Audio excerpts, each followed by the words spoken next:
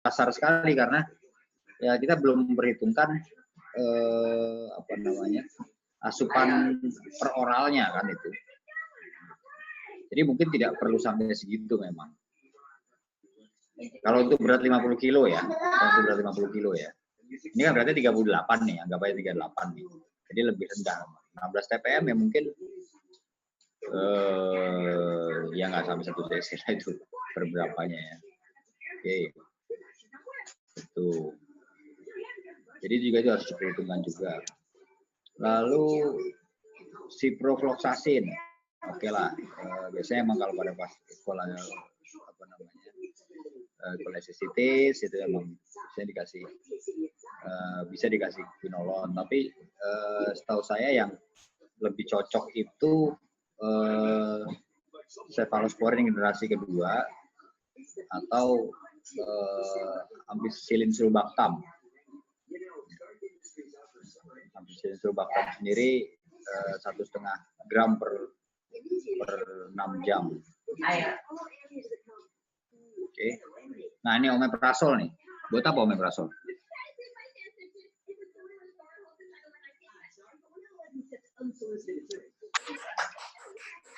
Kenapa pasien ini diberi omeprazol? Dokter, karena pasiennya ada keluhan dokter. Oke, omeprazol itu obat apa ya? Siapa nih? Ada Dimas ya, Dimas Andrianto. Ya dokter. Oke. Omeprazol golongan PPI dokter. PPI, proton pump inhibitor dia. Ya dokter. Ya. Jadi fungsinya untuk apa sebetulnya? Sebagai protektor mukosa lambung dokter. Apa? Menjaga mukosa lambung. Bukan. Menjaga keasaman. Iya. Oke lah, menjaga keasaman ya. Jadi dia menghambat produksi asam lambung, gitu. Jadi kalau kita ngasih PI itu karena asam lambungnya berlebihan, gitu. Nah kita kasih omeprazol, PPI atau reseptor H2 blocker. Tuh. Tapi kalau untuk mual, ya dia kurang tepat menurut saya, gitu ya. Terus dosisnya berapa?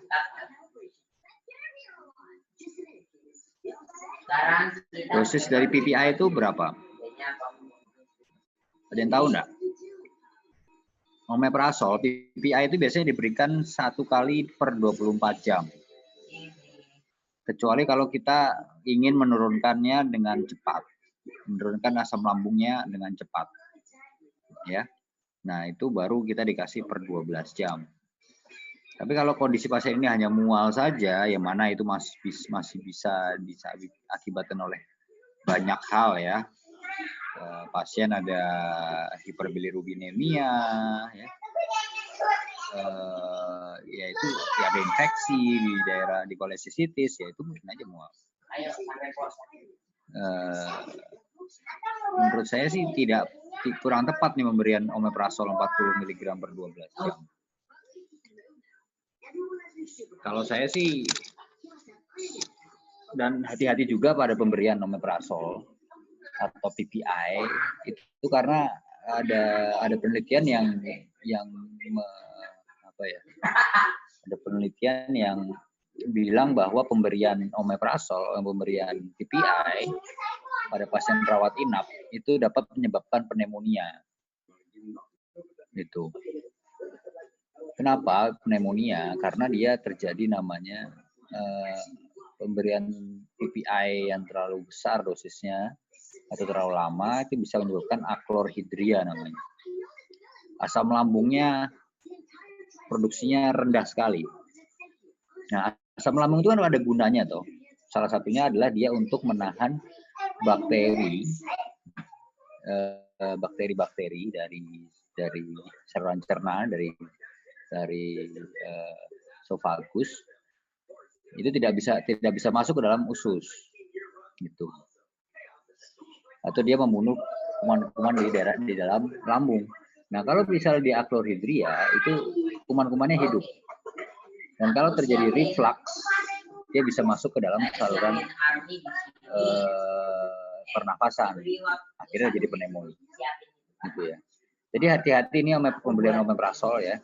Kalau tidak perlu banget jangan. Dan kalau misalnya memang perlu diberikan, kalau misalnya dia tidak terlalu tidak terlalu penting banget atau tidak perlu diberikan dosis yang terlalu besar, jadi dikasihnya per 24 jam aja. Ya. Yang oral kan juga ngasih satu kali satu kan?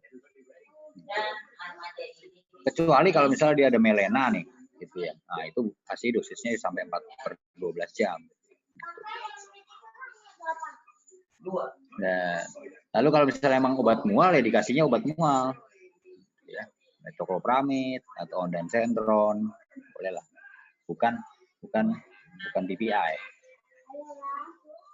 Supralfat buat apa? Ada nyeri perut.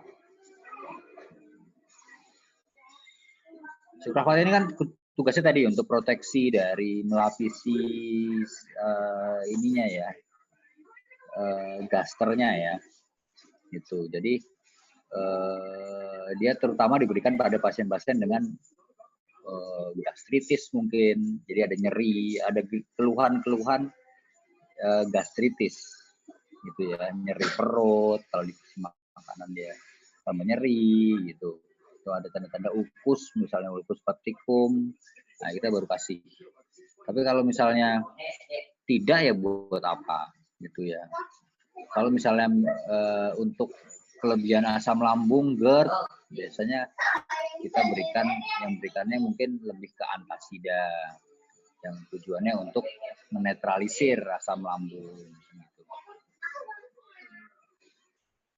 Oke, kurkuma, UDCA ya bolehlah. CaCO3, hipokalsemi ini orang. Iya dokter, hipokalsemi. Ya boleh, atau kita bisa kasih diet aja, misalnya diet susu gitu ya. Kalau hipokalsemi bisa menyebabkan apa? Keluhan yang ini pada hipokalsemi. Bone disease dokter? Bone disease bisa. Tapi kalau bone disease maksudnya misalnya osteoporosis gitu ya, itu bukan cuma ditentukan oleh kalsium aja. Pertama kita harus melihat juga beban dari otot tulangnya gimana. Pasien yang tidak mendapatkan tekanan atau jarang olahraga itu kadang-kadang tulangnya juga tidak sekuat orang yang olahraga. Kenapa? Karena dengan adanya berat atau beban itu tulang akan menyimpan lebih banyak kalsium, gitu ya. Seperti pada para astronot ya yang di International Space Station itu yang sampai 6 bulan atau setahun di atas di luar angkasa itu, pulang-pulang dia kalau pulang-pulang ke bumi itu nggak boleh langsung jalan kaki, dia harus dipapah dulu, gitu ya. Karena dikhawatirkan ada osteoporosis karena dia di atas tidak ada beban, tidak ada gravitasi. Ya. Oke, salah satunya kalsium, bone disease bisa, tapi bukan hanya itu. Terus apa lagi? Yang komplikasi lebih akutnya pada hipokalsemi.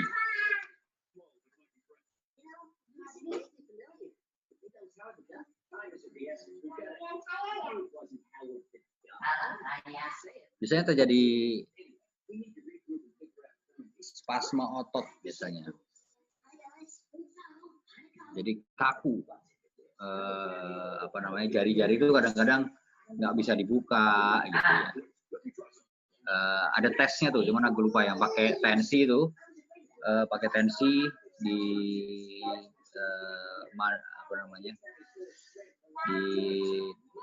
ditekan dengan tensi. Kalau misalnya dia gerak sendiri tangannya, aku agak lupa namanya. Jadi tensinya ditaruh sini nih biasanya. Ya. Dipompa aja, dipompa kencengin gitu. Kalau misalnya dia terus lama-lama dia gerak sendiri ke atas gini. Tanpa dia sengaja, itu hipokalsemi itu. Atau ada tes soft tag namanya. Jadi dipukul di sini. Kalau misalnya dia terus apa namanya kejang gitu otot mukanya, itu dia positif.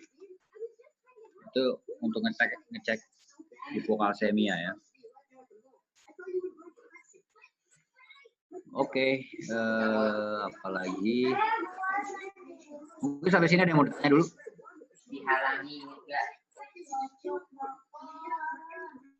Izin bertanya dokter, kenapa pada penyakit-penyakit seperti kolesisitis, kolelitiasis, pada pemeriksaan SGOT SGPT didapatkan SGOT SGPT-nya meningkat dokter? Terima kasih dokter. Sebetulnya tidak selalu sih ya. SGOT SGPT meningkat itu kan salah satunya karena ada apa namanya, ada kerusakan dari sel-sel hepar ya. Gitu. Jadi selama tidak ada kerusakan dari sel-sel hepar ya belum tentu dia terus jadi naik juga ininya apa namanya SGOT SGPT-nya. Pada pasien ini mungkin karena ada sumbatan, jadi ada regurgitasi dari ada tekanan balik dari empedu. Nah itu bisa terus menekan ke sel-sel hepar, bisa juga. Atau memang ada suatu kondisi pre-existing condition juga pada pasien ini, gitu kan? Yang mana dia bisa menyebabkan gangguan livernya. Tapi tidak selalu deh setahu saya kalau kolesistitis, ada kolelitiasis, tergantung dari tadi sumbatannya atau ada infeksi, ada apa namanya, ada kondisi yang mendasari juga, gitu. Oke. Jadi dokter terima kasih banyak dokter. Yang tadi yang pasienmu tadi yang berikutnya ya. Ya ini pasien geriatri nih. Ya, ini juga pasien kompleks sebetulnya. Gitu. Tapi dengan ACS kan, acute confusional state namanya itu. Jadi pada pasien-pasien geriatri yang mana ada gangguan kesadaran tiba-tiba, itu yang disebutnya acute confusional state. Ya. Nah ini apa namanya sering terjadi pada pasien-pasien geriatri. Jadi, cuman harusnya ini lebih kompleks ya pasien ini. Dan terapinya kayaknya nggak sesingkat itu deh, gitu deh. Coba, udah nggak apa, nanti aja. Kita lihat dari awal dulu aja deh, dari anamnesis awal coba.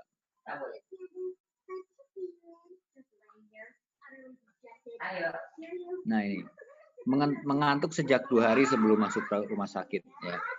Jadi ini nih khas pada pasien-pasien geriatri dengan ACS ya. Dia penurunan kesadaran gitu ya, tiba-tiba, dan dia tidak ada tanda-tanda yang lain-lain ya, tiba-tiba ngantuk aja, atau dia nggak mau bangun dari tempat tidur gitu ya, atau dibangunkan sebentar tidur lagi gitu. Nah itu khas tuh.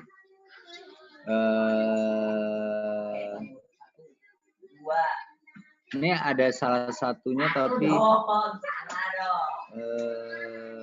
nah ini nih yang paling bawah nih. Sejak sakit pasien makan dibantu keluarga dan hanya makan sekitar 1/3 porsi dari biasanya. Nah ini. Jadi ini juga khas nih pada pasien geriatri. Tiba-tiba nggak mau makan aja. Itu kalau kita sebagai dokter itu sudah harus curiga ada sesuatu, gitu ya. Mengarahnya mungkin ke ACS, acute convulsional state. Gitu. Pertama nggak mau makan, kedua ngantuk terus. Nah itu tanda-tandanya sudah ini. Gitu. Apa penyebabnya? Penyebab paling sering dari ACS sendiri itu paling banyak infeksi sebetulnya. Gitu. Nah sayangnya tadi ini sepertinya tidak terlalu dieksplor nih ke arah infeksinya nih. Gitu ya. Nah, ya. Tapi ya itu karena immunosenescence, jadi yang biasanya fitur utama dari infeksi kan demam. Pada geriatri itu nggak demam, tapi ya cuma tadi itu nggak mau makan, terus nggak sadar, sadaran. Oke, terus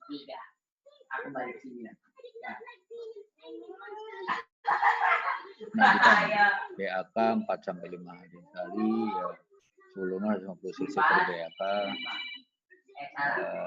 BAK. Sebentar ya saya telepon.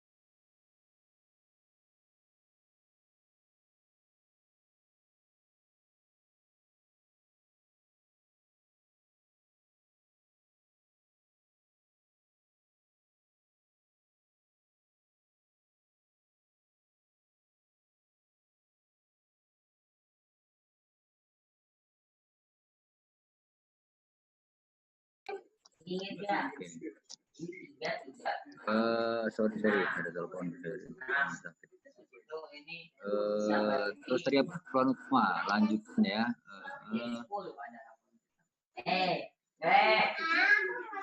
Ya. Memang kalau anamnesis pada pasien dengan geriatri itu harus lengkap banget ya. Kita karena gejala-gejala penyakit pada geriatri itu sudah menjadi tidak terlalu khas.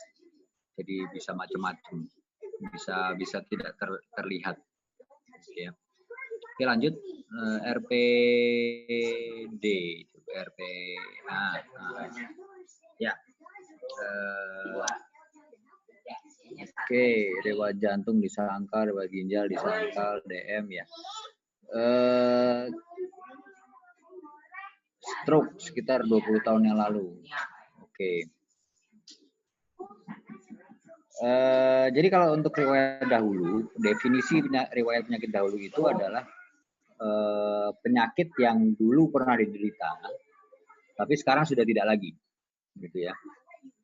Kalau DM ditanyain sebagai riwayat penyakit dahulu, sebetulnya nggak pas, gitu ya. Karena DM itu kan seharusnya nggak pernah sembuh, nggak bisa sembuh, hanya bisa terkontrol. Ginjal boleh lah, ginjal misalnya ada batu, tapi kalau misalnya sudah CKD misalnya ya, penyakit ginjal kronik, kayaknya bukan juga. Jantung, oke, kalau misalnya dia serangan jantung, jadi misalnya DM nih, tapi dia DM, dia pun masih DM sekarang, itu bukan RPD, tapi yang ditanyakan mungkin ada nggak riwayat-riwayat komplikasi akut DM zaman dulunya, misalnya KAD, KHS gitu ya, atau riwayat gulanya tinggi sekali dirawat mondok gitu zaman dulu. Nah, itu sudah teratasi. Tapi kalau DM-nya sendiri itu bukan penyakit dahulu sebetulnya. Kalau misalnya dia masih punya DM ya. Itu. Jadi ini harusnya riwayat DM jantung ginjal itu mungkin ditaruh di riwayat penyakit sekarang sebetulnya. Tadi kan juga ada tuh ya kalau nggak salah ya.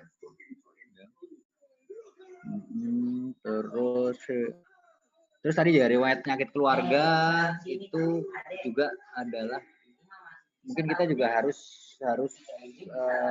memilah-milah. Jadi kira-kira apa yang berpengaruh dengan kondisi pasien saat ini, gitu ya. Jadi tidak semuanya ditanyain gitu, menghabiskan banyak waktu dan tidak akan memberikan benefit tambahan menurutku. Gitu. Kalau misalnya riwayat penyakit keluarga, riwayat keluhan serupa, oke lah. Kalau misalnya di suatu kondisi penyakit infeksi berat, ya infeksi menular yang ini ya, itu mungkin perlu ditanyakan tuh, seperti COVID sekarang ya. Ada nggak keluarga yang serumah yang sakit sama gitu ya? Oke. Tapi kalau misalnya penyakit-penyakit yang tidak menular ya mungkin tidak perlu harus ditanyakan itu. Tidak karena tidak apa ya, memang tidak berhubungan langsung.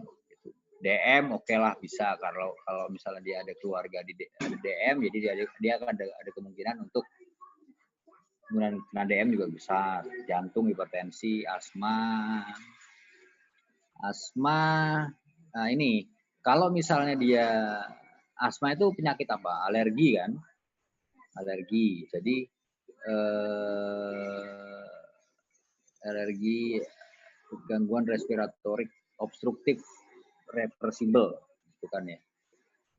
Apa perlu ditanyakan nggak nih kalau kayak gini? Menurut saya sih untuk pada kondisi penyakit yang ACS sekarang menurutku ya nggak nyambung juga. Kecuali kalau misalnya, dan apalagi di riwayat penyakit keluarga, akan lebih tepat kalau kita nanya riwayat alergi pada pasiennya sebetulnya. Oke, lanjut. Kebiasaan ya, merokok, oke betul, alkohol, ya, jamu. Kenapa ditanya jamu?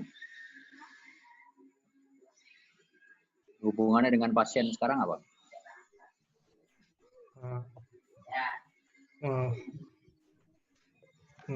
Sebenarnya ini sih Dok, kurang terlalu tepat sih Dok untuk ditanyakan. Tapi mohon izin dokter, mungkin juga bisa menyebabkan keluhan dari mual dokter, sehingga nanti pasiennya itu juga gangguan psikisnya terganggu dari kondisi mual dok, karena dari jamu kan juga terkadang ada kandungan NSAID-nya dokter. Bisa.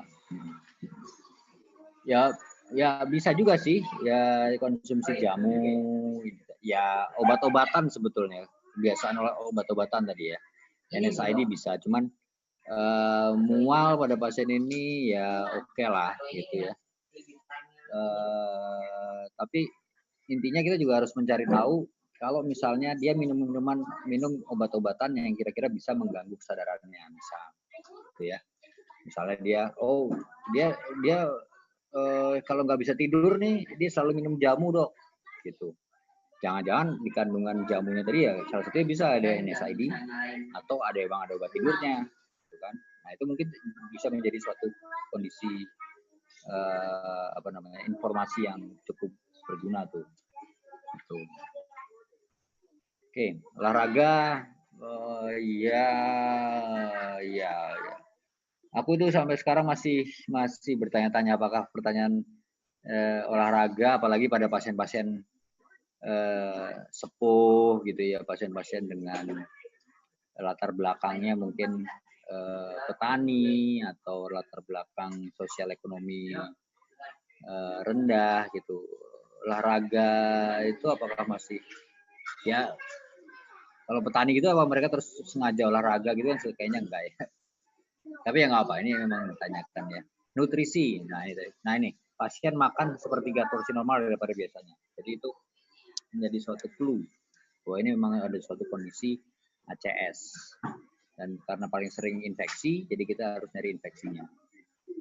Sosial ekonomi, pasien bekerja sebagai buruh angkut pasir dan menggunakan BPJS kelas 3. Nah, riwayat sosial ekonomi ini juga sebetulnya bukan hanya BPJS kelas 3 gitu ya. Kita juga harus nanyain macam-macam sebetulnya itu sosial ekonomi ini. Apakah pasiennya, apalagi geriatri ya, mungkin perlu ditanyakan ada nggak yang tinggal serumah dengan si pasien, pasangannya masih hidup atau tidak, gitu kan? Ada yang merawat nggak nanti di rumah? Gitu. Jadi tujuannya nanti ketika dia pulang itu kan ada seringkali belum tuntas 100% loh keluar dari rumah sakit itu. Apalagi geriatri yang butuh waktu pemulihan lama. Nah, itu hal-hal sosial ekonomi ini juga menjadi penting nih. Oke, lanjut.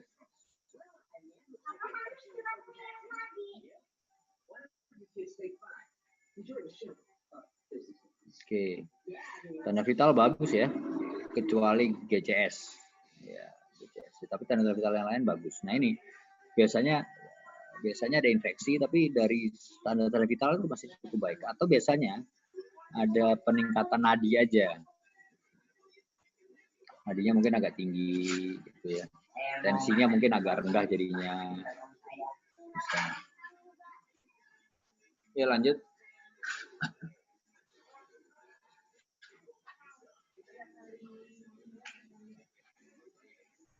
Ini juga normal semua ya. Ya. Oke, lanjut. Nah, ini kalian juga harus periksa betul-betul ya.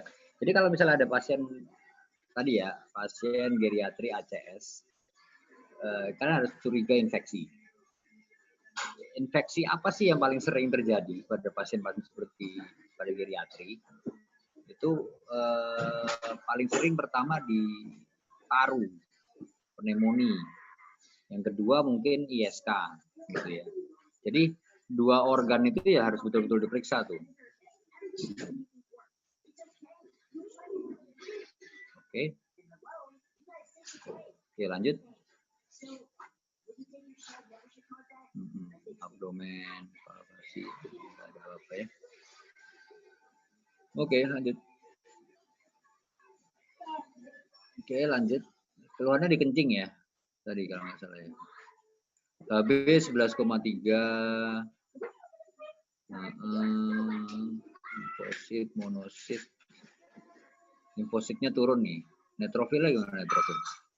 Neutrofilnya ya normal masih ya. Leukosit bagus. Oke. Ya. Tidak ada yang terlalu ini banget ya. Gula, SGOT, SGPT, SGOT-nya naik sedikit. Oke. Nah, SGOT, SGPT itu ini normal nggak? Ya nggak normal sih ya SGOT-nya gitu. Tapi kan dia tidak terlalu seberapa sih ya. Tapi kalau misalnya kayak gini, kita juga harus bertanya-tanya nih. Ada nggak dia ada suatu kondisi gangguan hepar akut, hepar kronis? Kenapa? Karena SGOT, SGPT itu harusnya normalnya SGPT lebih tinggi daripada SGOT, walaupun dalam range normal. Kalau misalnya dia SGPT lebih rendah daripada SGOT, itu biasanya ada suatu kondisi penyakit hepar kronik. Ureum kreatinin naik nih. Ureum kreatinin 2,5 sama 82.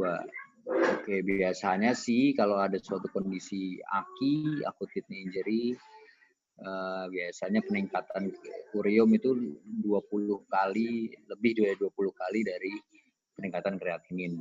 Kalau ini gimana nih? 2,5 dikali 20, 40-an ya harusnya. 50-an lah, ini 80-an ya, mengarahnya mungkin ke AKI atau akut on kronik. Gitu. Oke. Untuk tahunya bahwa ini AKI atau akut on kronik atau akut kidney injury dari mana? Kira-kira. Selain tadi dari rasionya. Apa? Mungkin dari USG ginjalnya, dokter. Dari USG? Iya, dokter. Kalau kronik gimana kalau kronik? Kalau kronik itu sudah mulai ada kelainan strukturalnya, dokter, dari ginjalnya. anatomis. Nah, bisa anatomiknya. Mungkin ada mulai ada pemadatan ya, korteks medulanya jadi kabur atau ukurannya mengecil gitu. Sebelum USG kita bisa ngeliat apa lagi? Dari anamnesis, dari mesin fisik, dari lab yang lain mungkin.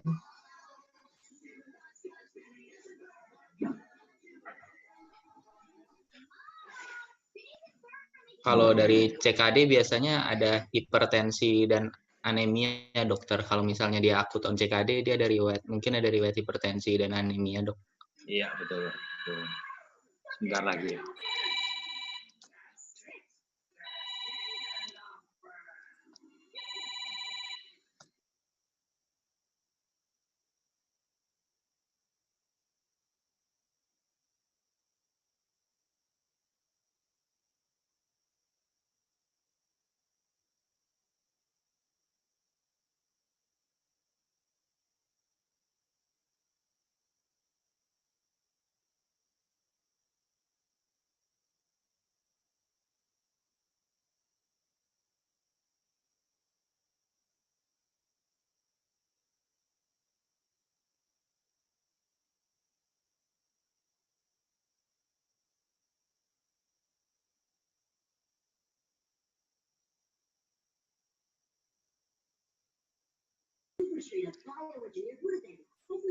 Oke, sorry.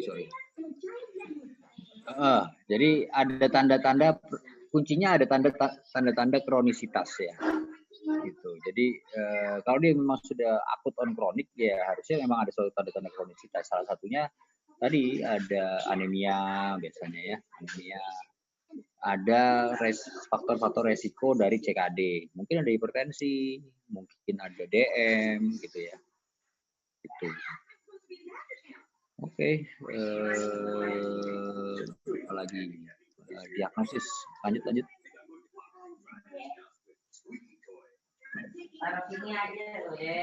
EKG ya, oke. Lanjut. Ini ya, protein 2,5. Terus, nah tata laksana nih, gitu ya. Nah, menurutku sih ini agak-agak terlalu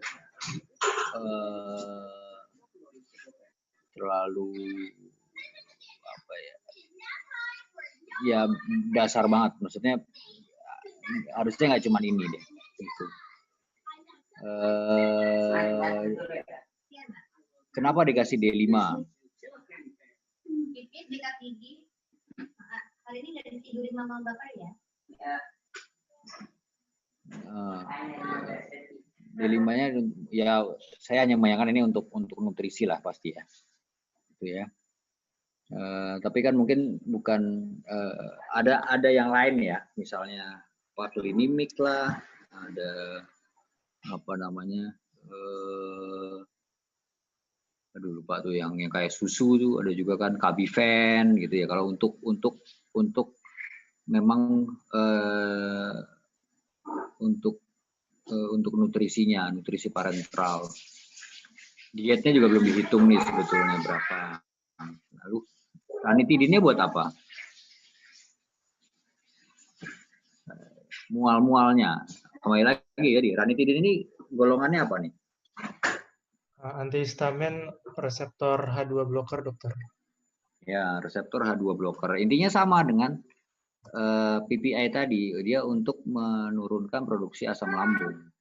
Gitu. Jadi diberikannya ya kalau misalnya ada tanda-tanda bahwa dia memang ada suatu kelebihan asam lambung, gitu kan. Nah, kalau hanya mual saja, ya mungkin lebih tepatnya tadi lebih diberikan yang obat-obatan mual, gitu. Ya. Nah, tapi obat mualnya pada pasien-pasien geriatri kita juga harus hati-hati.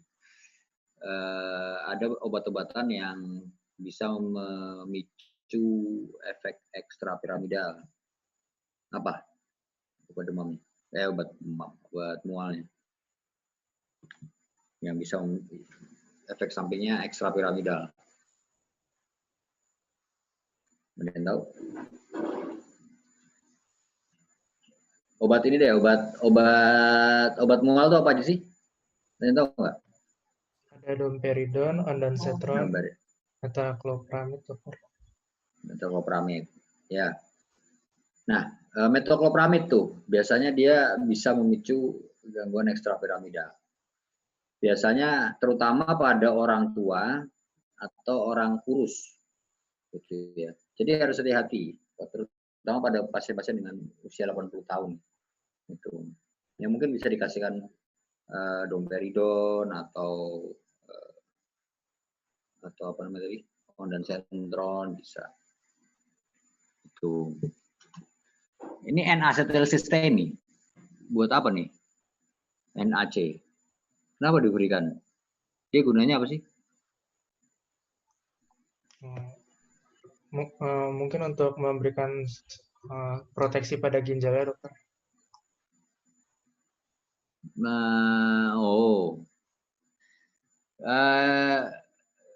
Ya itu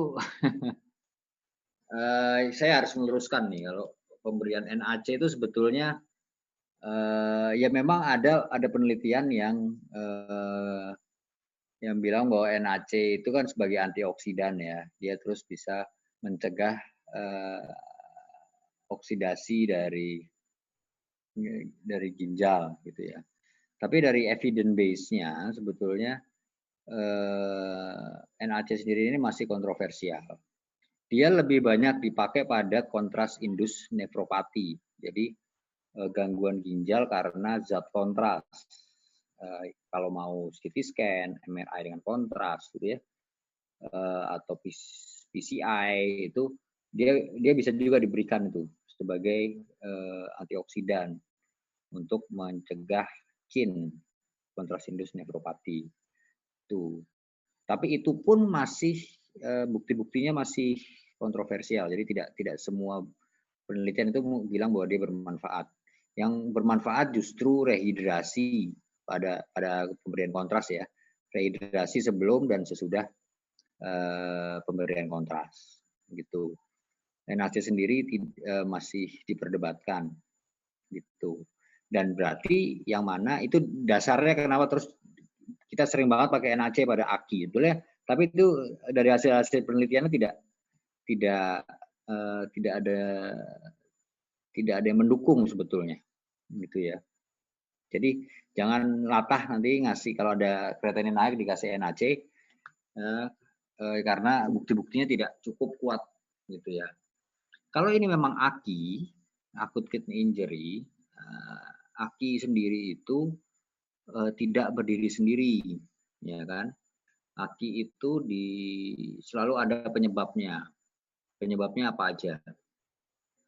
Ada 3 golongan. Ada bisa nyebutin?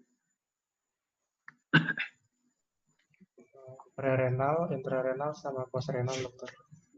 Ya, prerenal, renal, sama postrenal. Nah, prinsip tata laksana AKI itu adalah mengatasi penyebab. Jadi kalau ada peningkatan kreatin dan kita curiga bahwa ini AKI, acute kidney injury, ya kita cari dulu penyebabnya. Ini prerenal, renal atau postrenal nih. Gitu. Kalau misalnya prerenal, apa biasanya? Biasanya sih karena gangguan hemodinamik ya, karena asupan yang kurang ya. Jadi perfusi ginjal juga kurang. Nah, itu dulu diperbaiki. Itu. Pada pasien ini kan dia makan minum males nih gitu ya. Coba aja direhidrasi dulu, nutrisi coba diperbaiki. Nanti kita lihat lagi, gitu kan? Jadi mungkin N-asetilsistein mungkin tidak perlu ya, gitu. Yang penting tadi adalah memperbaiki kondisi. Atau renal, kita harus tanya, mungkin dia makan minum obat yang kira-kira bisa mengganggu renalnya. Atau ada kondisi sepsis, yang mana dia faktor-faktor inflamasinya bisa merusak ginjalnya, bisa juga. Atau ada batu, ya. Tadi kan kencingnya katanya susah nih, gitu ya. Jadi kita harus nyari tahu juga nih, jangan-jangan ada batu nih turun, gitu kan ya. Batunya bikin ISK, ya bikin jadi sepsis, ya bikin jadi ACS, lalu dia turun menyumbat, bikin AKI, gitu kan bisa juga. Nah, jadi harus dicari juga, Gitu. Tapi kan itu ada pemeriksaan fisiknya tuh. Kalau obstruktif biasanya apa pemeriksaan fisiknya? Ditemukan apa?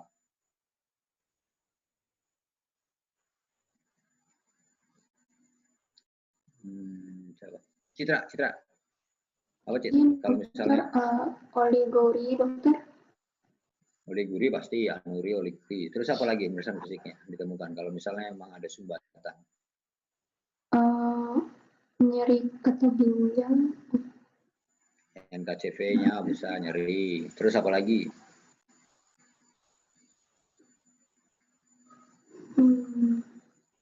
Kalau dia tersumbat ya, jadi oliguri, udah ada sumbatan kan, berarti dia sumbatannya di mana biasanya? Kalau kayak gitu.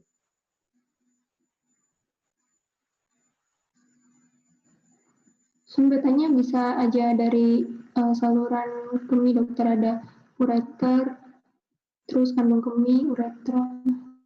Ya, kalau dia nggak bisa kencing nih, anuria nih, gitu ya. Sumbatannya mikirnya kita di mana? Bisa dari vesika urinari atau uretranya dokter, ada striktur mungkin. Iya, di bawah mungkin. Gitu kan ya. Jadi mungkin ada batu, mungkin ada struktur gitu ya, tapi dia di bawah karena dia berhenti kencingnya gitu ya. Kalau dia sumbatannya di atas, biasanya cuma salah satu, kencingnya masih keluar gitu. Tapi kalau dari bawah berarti dia dua-duanya nih gitu. Atau kalau lagi laki-laki ya mungkin prostat bisa ya. Nah, tapi apalagi pemeriksaan fisiknya kalau misalnya memang dia ini nggak bisa kencing terus ada sumbatan, itu ketemunya apa pemeriksaan fisiknya biasanya? Izin dokter, kalau nyeri suprapubik itu bagaimana dok? Nyeri suprapubik bisa, ya ada infeksi sistitis mungkin, atau ada apa lagi tuh di situ pemeriksaan fisiknya ketemu? Belasnya penuh nggak? Vesikanya penuh nggak? Bisa jadi penuh dokter. Penuh kan, gitu. Jadi kalau misalnya ini nggak bisa kencing, salah satu yang kita harus periksa pertama di kandung kemihnya. Nah, ini ada produksi atau enggak sih? Gitu. Ternyata belasnya penuh, gitu kan. Kalau untuk nyerinya kadang-kadang pada pasien-pasien geriatri itu nggak terlalu kerasa dia, gitu. Apalagi ada pasien-pasien DM ya, DM geriatri, kadang-kadang nyeri nggak kerasa dia. Tapi kalau belasnya keraba kalau misalnya ada sumbatan. Tuh. Atau kalau misalnya lebih ke atas lagi kita bisa pemeriksaan bimanualnya kan mungkin bisa ada balotemennya positif gitu ya. Nah, jadi ada hidronefrosis. Nah, itu tanda bahwa ini ada suatu kondisi obstruktif. Dan itu kan bisa dilakukan pemeriksaan fisik kan. Pasien datang, ketemu, nggak bisa kencing, salah satu yang kita bisa langsung periksa. Tanpa harus menunggu USG, tanpa harus menunggu pemeriksaan lab, itu kan bisa itu. Oke. Kalau renal ya tadi obat-obatan, sepsis kah atau apa. Prerenal kita lihat tensinya gimana, asupannya gimana. Nah, coba diperbaiki itu dulu. Nggak usah dikasih NAC dulu. Nanti kita monitor. Gitu ya. Kalau obstruktif yang paling gampang kita apain dulu?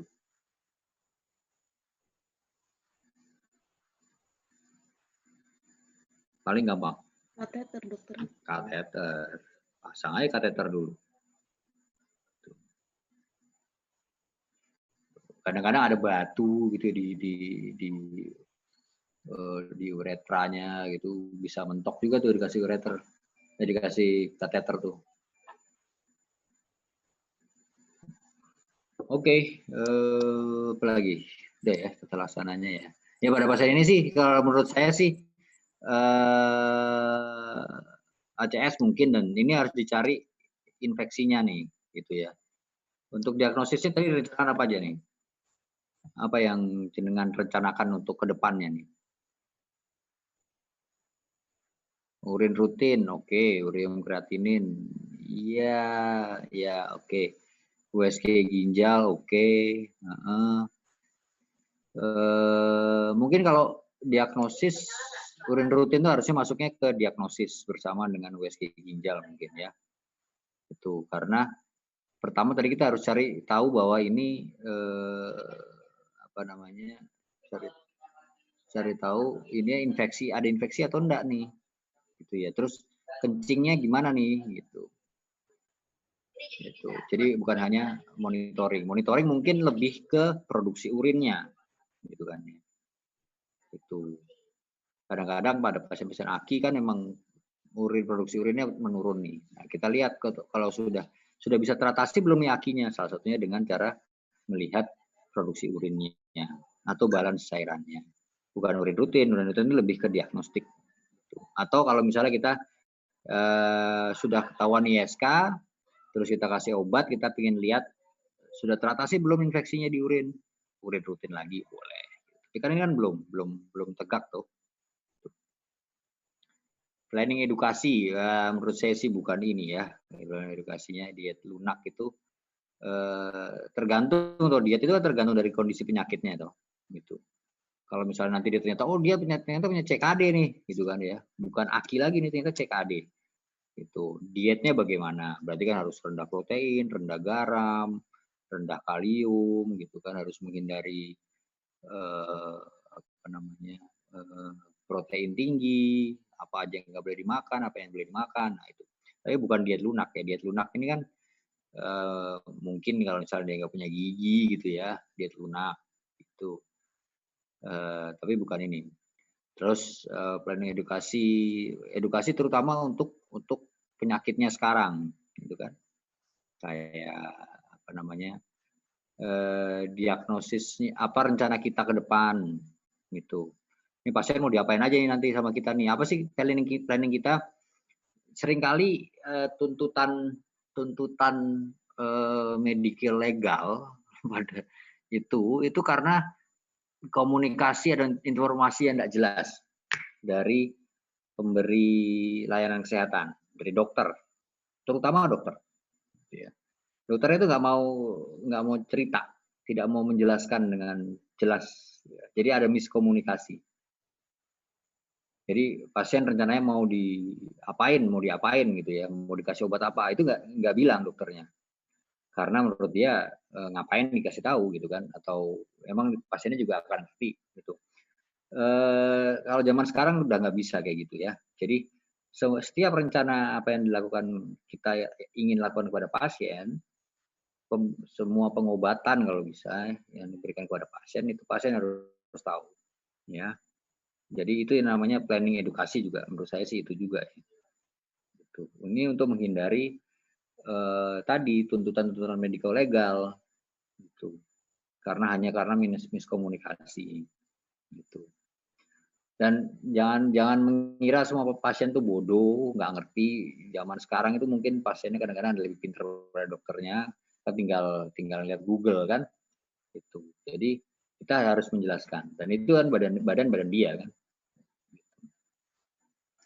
Dan nanti edukasi itu kan mungkin ada planning edukasi ketika rawat inap, planning edukasi nanti ketika rawat jalan, itu juga ada. Jadi ini mungkin nggak perlu ditulis di tugasnya, tapi kalian harus tahu bahwa nanti plan edukasi itu bukan cuma ini aja, gitu ya. Planning monitoring ini juga TTV penting nih, kesadarannya kesadaran tuh pasien. Jadi tanda-tanda vital, kesadaran tuh ya harus diperiksa tuh, dan harus ditulis juga per berapa jam. Urin rutin mau produksi urin setiap berapa jam, mau urin rutin kapan, urin kreatinin kapan diulang, itu mungkin harus lebih jelas ya. Gitu. Oh ya, udah 10:30, ada pertanyaan?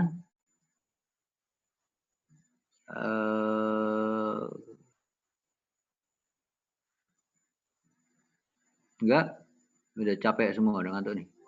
Aku juga sih. Oke lah, kalau misalnya nggak ada pertanyaan, ya mudah-mudahan sih bisa membantu ya.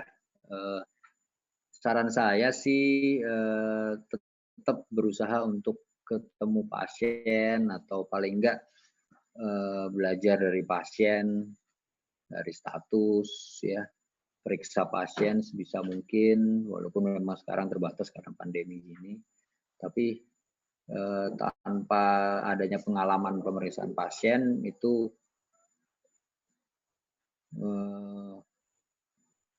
pasien itu ya intinya jadi dokter kan itu ya. Jadi kalian pengalaman tuh nggak ada duanya. Oke, last chance, nggak ada yang mau nanya? Kalau nggak ada saya tutup. Seperti tidak ada dokter. Oke. Ya udah, saya tutup ya. Thank you ya. Sorry tengah malam begini. Cuman ya saya ada waktunya ini aja. Oke, kalau gitu saya tutup. Terima kasih semua. Assalamualaikum warahmatullahi wabarakatuh. Waalaikumsalam. Terima kasih banyak Terima kasih dokter. banyak Terima kasih dokter banyak. waktunya atas bimbingannya. Makasih. Saya pamit ya. Jadi dokter. Ya dokter.